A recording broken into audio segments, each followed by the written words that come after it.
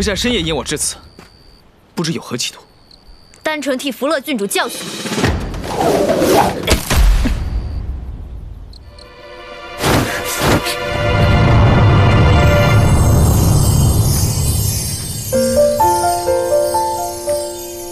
花花，是你？你没有资格问。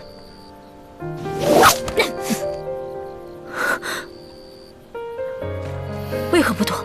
花花心中有怨，容嬷理当受这一鞭。伯爷行事，为何总是独断独行？不愿与我商量？当时情况紧急，废救花花，只能出此下策。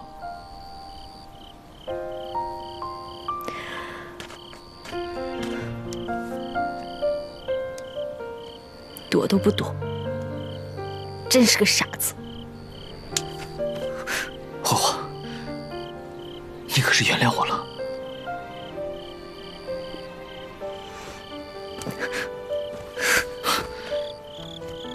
这事太大，我还要考虑考虑。你为了救我，把大业交给蒋洛，那我岂不成了大业的罪人？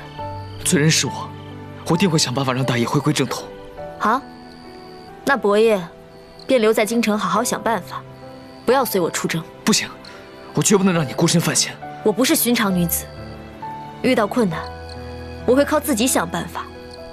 伯爷一而再、再而三地帮我，只会让我越来越觉得自己一无是处。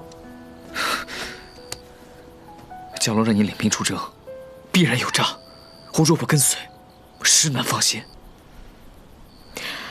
伯爷有伯爷的坚持，我也有我的坚持。既然想法不同，那就只好……花花，你这是何意？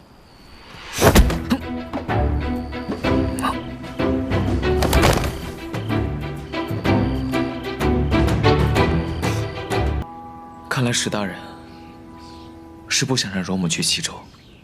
受郡主所托，情非得已，请伯爷见谅。难道郡主此刻已整军待发？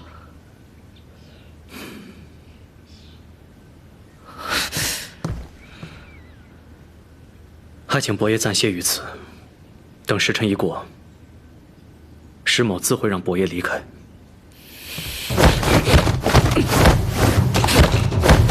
史大人，此番多风险，容嬷绝不能让花花一人前去。郡主就是知道有危险，才不让你涉险。同生死共患难，容嬷从未怕过。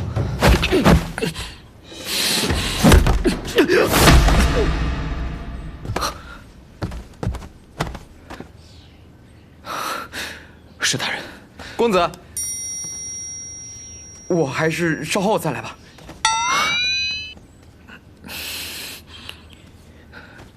得罪了。